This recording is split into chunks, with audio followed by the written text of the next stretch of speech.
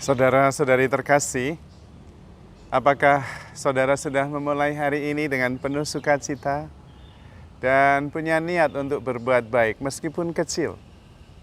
Semoga Tuhan memberkati niat baik saudara. Tadi pagi saya berangkat dari pastoran ke Kapel sekitar 5:30 dan saya menyaksikan pemandangan yang luar biasa, menakjubkan. Bulan yang penuh purnama di udara pagi yang masih jernih. Apalagi saat ini bulan dan bumi pada posisi yang paling dekat. Jadi keindahan bulan itu luar biasa. Saya memandangnya dan kagum sekali. Benda itu ada di situ terus, mengelilingi bumi, melindungi bumi juga. Karena sebetulnya bulan itu dengan daya tariknya menjaga bumi terus-menerus ada di posisi yang pas di antara bumi dan matahari. Tidak terlalu dekat, tidak terlalu jauh, sehingga dimungkinkan untuk hidup manusia yang menakjubkan. Untung tidak ada yang bisa mengklaim bahwa bulan itu miliknya. Tidak ada yang bisa mencuri bulan. Sehingga orang bisa menentukan kalau lihat bulan harus bayar. Waduh, pemandangan indah begitu, kalau bayar gimana? Itu anugerah Tuhan yang tidak bisa diklaim menjadi miliknya, milik seseorang. Tidak seperti air, diklaim lalu menjadi miliknya, dijual. Tidak seperti udara, untung udara belum ya. Tetapi banyak yang kemudian diklaim padahal itu pemberian Tuhan yang sebetulnya aneh bahwa itu menjadi milik seseorang. Karena toh tidak bisa memilikinya, suatu ketika juga harus ditinggalkan. Paling hanya pinjam sejenak, 80 tahun kalau kuat. Dan karena itu sebetulnya bukan hak milik sebetulnya. Tapi yang lebih penting adalah bahwa bulan itu melindungi bumi ini dari berbagai macam hal yang bisa menimbulkan malapetaka buat kita.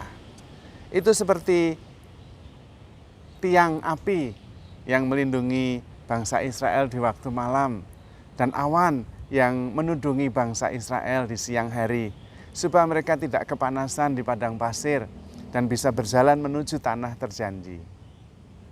Pada waktu itu, Tuhan dirasa begitu dekat dengan Musa dan bangsa Israel. Mengapa zaman dulu sepertinya Tuhan begitu dekat dengan bangsa Israel, tetapi sekarang kok nampaknya jauh? Sebetulnya tidak jauh, hanya kita saja yang tidak sadar.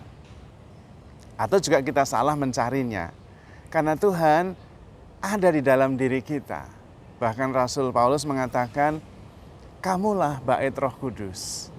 Allah tinggal di dalam diri kita. Maka kita selalu bersama Tuhan. Bukan hanya seperti tiang api yang dekat, tetapi begitu dekatnya.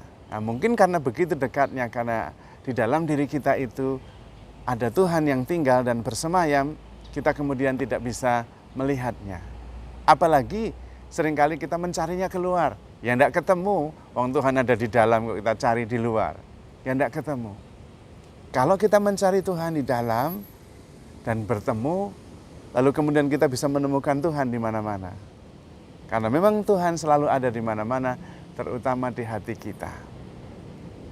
Maka kita perlu berhenti sejenak, diam dan hening, dan menemukan Tuhan yang selalu bersama kita, mengasihi kita, menemani kita, mencintai kita. Seperti halnya dalam Perjanjian Lama, di dalam Mazmur, terungkap bahwa lebih baik 1 hari di pelataran rumah Tuhan daripada 1000 hari di tempat lain. Lebih baik 1 hari berdiri di ambang pintu rumah Tuhan daripada berhari-hari diam di rumah orang fasik. Maka lebih baik diam 1 jam, duduk menikmati Tuhan yang hadir di dalam diri kita. Dan kemudian kita menemukan sukacita, kedamaian, kasih yang tanpa batas. Dan kemudian memancarkan kasih, damai, dan kegembiraan ke sekitar kita. Maka yang dibutuhkan sebetulnya untuk bahagia, untuk damai, adalah sekedar duduk diam dan merasakan Tuhan yang ada di dalam diri kita. Karena kita adalah bait Roh Kudus. Sehingga kita bisa mengarahkan hati ke dalam dan merasakan kehadiran Tuhan. Kuncinya pada menyadari bahwa Tuhan ada dan selalu ada. Supaya kita tenang dan kemudian bisa memancarkan ketenangan, kedamaian itu kepada semua orang yang kita jumpai. Mungkin karena begitu dekat, Tuhan lebih dekat dari hati kita sendiri, maka kemudian kita tidak bisa merasakan kehadirannya. Karena kita di dalam Tuhan terus, mungkin seperti ikan kecil itu yang ada di laut dan mencari lautan, tidak akan ketemu. Cukup berhenti sejenak dan merasakan kedahsyatan, keagungan kasih Tuhan di dalam diri kita. Dan kemudian kita menimba kekuatan dari sana untuk bisa memancarkan kasih itu. Sehingga kita bisa menemukan Tuhan di bulan, di matahari, di bintang, di pohon, di sesama, di binatang-binatang. Karena Tuhan selalu ada bersama kita. Maka saudara-saudari terkasih, kita seringkali terus bergerak, mencari keluar, padahal segalanya sudah ada di dalam diri kita. Cukup mengatakan, cukup, semua sudah ada, tinggal menikmati. Duduk dan mengatakan kepada diri sendiri, saya untuk sementara ini tidak akan melakukan apa-apa.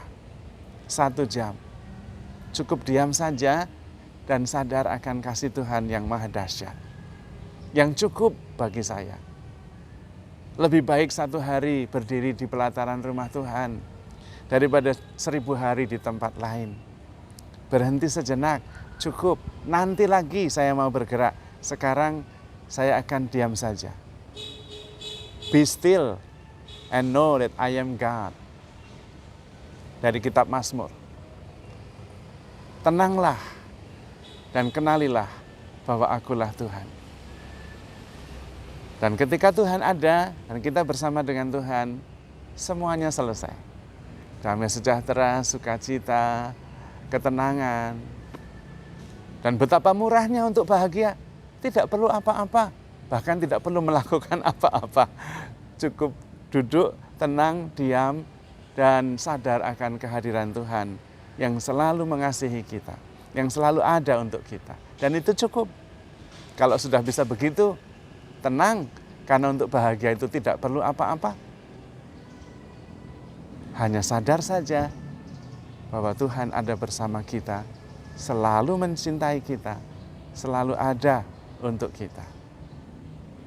Tuhan mengerti segalanya dan cukup Tuhan saja untuk kita. Semua yang lain ambillah menjadi milik Tuhan. Itu doa Santo Ignatius dari Loyola, Susipe. Karena Tuhan saja sudah cukup. Kalau dengan Tuhan saja tidak cukup, dengan yang lain tidak akan cukup juga. Maka saudara-saudari terkasih, handle yourself with care because you are loved. Tuhan memberkati.